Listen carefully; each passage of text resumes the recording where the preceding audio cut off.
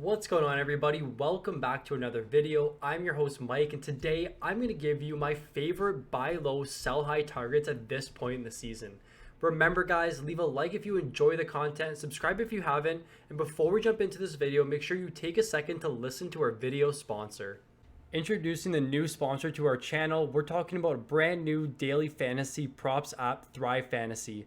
Use code FP100 and receive a 100% deposit match up to $100 and 2 free $20 contest tickets. That's code FP100, receive a 100% deposit match and 2 free contests. The first buy low target of this video is a goaltender Robin Lehner of the Vegas Golden Knights. Now, I have seen some comments on my videos with regards to Lehner actually being pretty overrated, but in my opinion, the team in front of him is good enough to justify why you should pick up Lehner. Lehner's 17-11 to start this season with a .907 save percentage and a .285 goals against average. Not really the best underlying numbers, but you have to keep in mind that Vegas has missed so many key players. Alec Martinez is slotted to come back fairly soon, one of the best defensive defensemen in the league, really high shot block player. Max Pacioretty is supposed to come back within the month, and same with Jack Eichel. Lehner's a Vezina candidate in 2 of the last 2 seasons he's been a part of with crazy good numbers with Vegas and the Islanders. Once this Vegas team starts to get healthy, they're going to be so lethal. I do think they're going to be the best second half team in the league, and why not pick up the goaltender that's going to get the most starts? I don't think Brossoit really poses as a threat. They traded away Fleury and re-signed Lehner for this reason. If you're looking for a goaltender, goalies are super thin. Robin Lehner is your guy. The next buy low target, and I might take some flack for saying this, is Patrik Laine of the Columbus Blue Jackets. Now, Laine was one of my favorite low-key sleepers going into this season. I really thought he was going to bounce back with no Tortorella, but he did have a lot of issues. He was injured, he had COVID, and his father passed away, and he missed a bunch of time. Given the situations he's been in, especially with the trade from Winnipeg to Columbus and all the stuff he dealt with there in Winnipeg and then in Columbus, he really hasn't been that bad.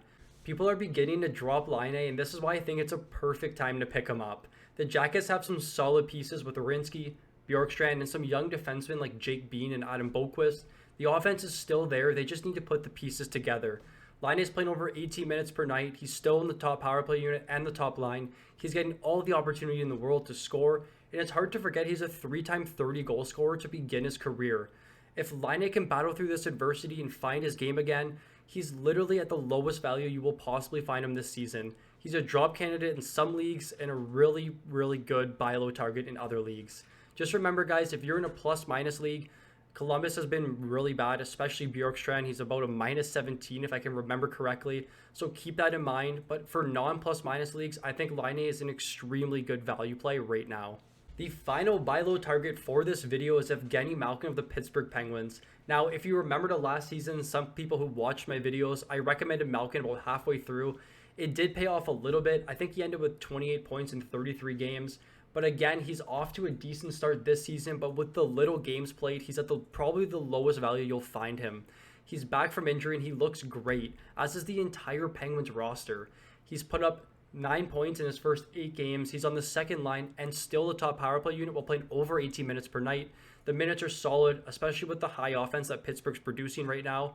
Malkin's still an elite player in the league, and I don't know if age is going to really bother him. We're kind of seeing it with Ovechkin, where he's now 35 years old and people thought he was going to slow down, but look at him. One of the best goal scorers and the best players in the league currently.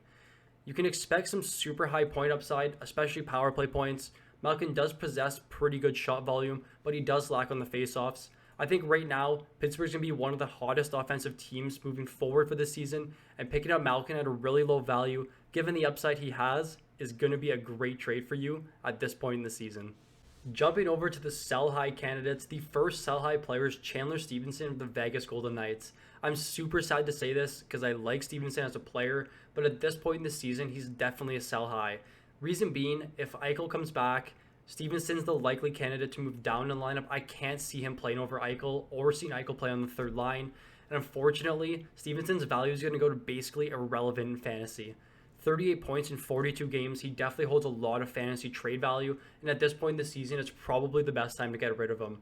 I like Stephenson, but it's important to note that he's smashing all of his career highs. His points per 60, his goals per 60, and his shots per 60 are all at career highs and are subject to come down at some point in the season. His 19 minutes per night could see a significant drop upon the return of Jack Eichel, And if you're looking forward to a playoff push, that's about the time that Eichel will return to the lineup, and that's about the time when Stephenson's going to drop in the lineup. So keep that in mind, guys. If you're making a playoff push and Chandler Stephenson ends up going to the third line when Eichel returns, you're going to have a player that's probably going to play around 16 minutes per night and maybe not in the power play. It's going to be hard to part ways with them, but I think at this point in the season, it's the best course of action to decide on what to do with Chandler Stephenson. Alright guys, the final sell-high player of this video is Filip Forsberg of the Nashville Predators. I do love Forsberg as a player. It's kind of crazy to look back and think that he was traded for Martin Erod, who ended up being a dud, while Forsberg ended up being a stud. Forsberg's off to a great start with 21 goals and 34 points in just 31 games while playing over 18 minutes per night. It's important to note again that his points per 60 and goals per 60 are well above his career average, while his shots per 60 are actually below his career average.